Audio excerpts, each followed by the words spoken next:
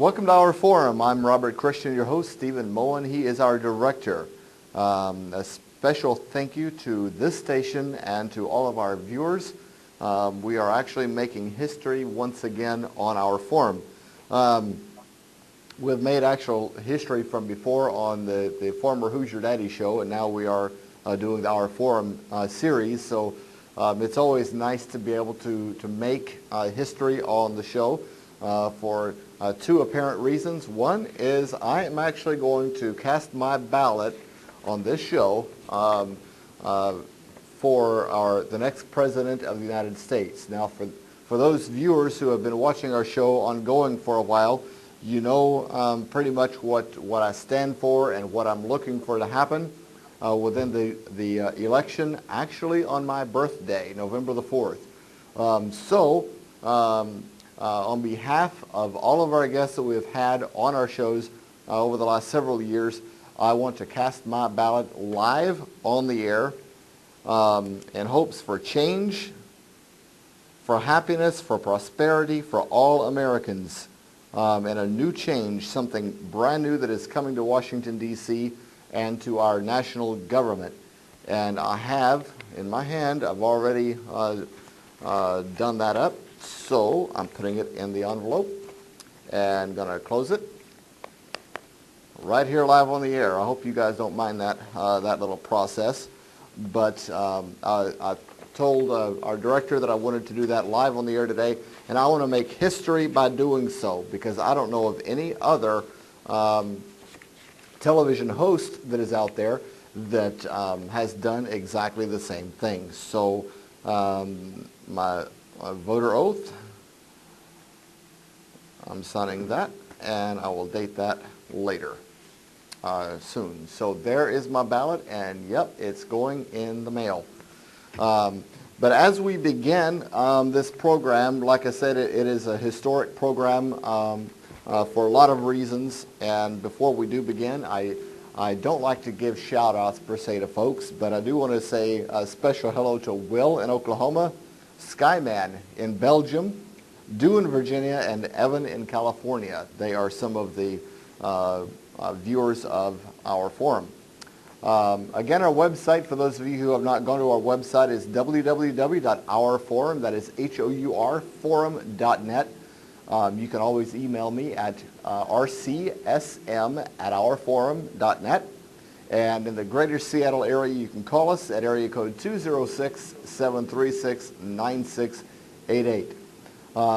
Again, back to history being made on our program, we are bringing in a viewer, a dear friend, and someone who enjoys today's topic as much as that he likes talking about it, live as it is from Buffalo, New York.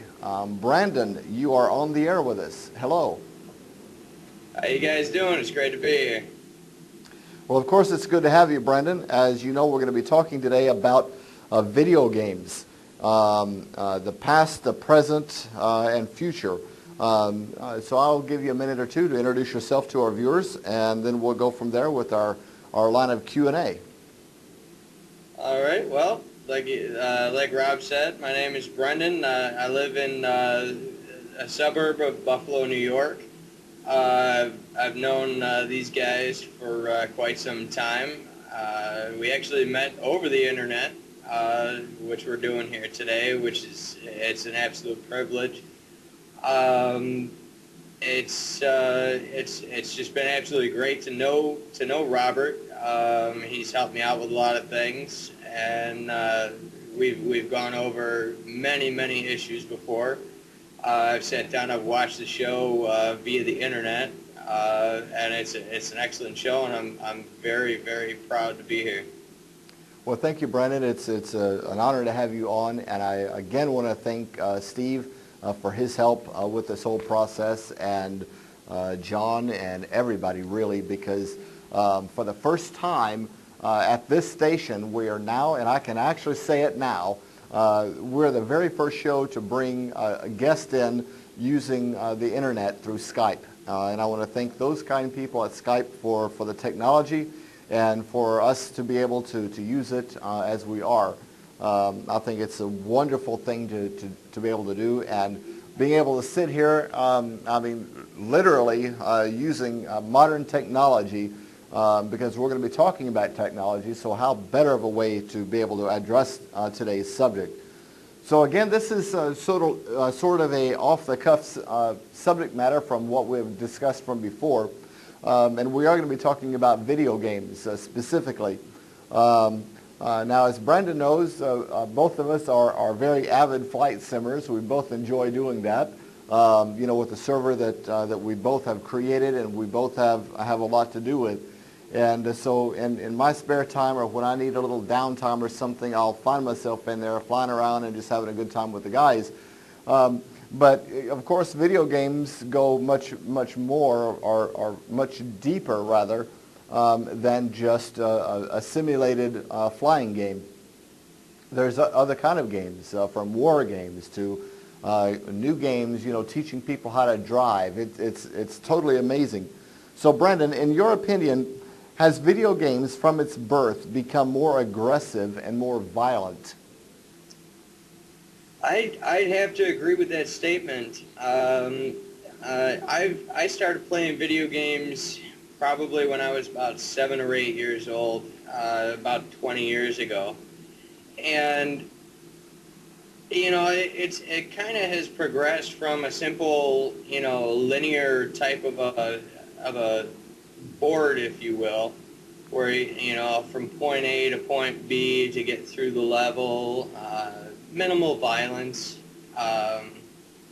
to basically a lot of these games nowadays are basically, you know, the same type of scenario, whether it be two-dimensional or three-dimensional. But a lot of these games have become almost like a bloodbath. You know, it's not the simple start out at you know, the starting line and hop over a couple of jumps and little enemies crawling around and maybe, you know, jump on their heads and keep going. But now instead it's, you know, start out at the starting line and continue through the mission, you know, the board, swinging a sword and decapitating people. I mean, it's gotten grotesquely violent. Well, I guess my follow-up question to that main question is why? I mean, of course, we see a lot of violence in today's society as it is. It is a violent world. But I wonder really how much of that is influenced by the video game technology, not the technology, but the actual video games that are out there that people can get at will that are violent. Well, that's, you know, you typically don't see a lot of cases of, you know, copycat, you know, I played a video game, I'm going to go act it out on the streets. However, you introduce a younger child to violent video games where, you know, you're cutting limbs off and spilling blood here, there, and everywhere. You're kind of, in a sense, pre-programming that child to think the violence is okay. It's really gotten out of control. They take it from, you know, just simple things. You know, if you fall down a pit, you know, your character dies. You start over from the beginning to this horror fest. Well, let's maybe for a second, Brendan. Brendan, let's maybe for a moment recap the actual question, because it really, I think, is a question in two parts. Has video games from its birth become more aggressive, and then of course more violent? We know what the violent part of video games are, and a lot of games that are out there these days show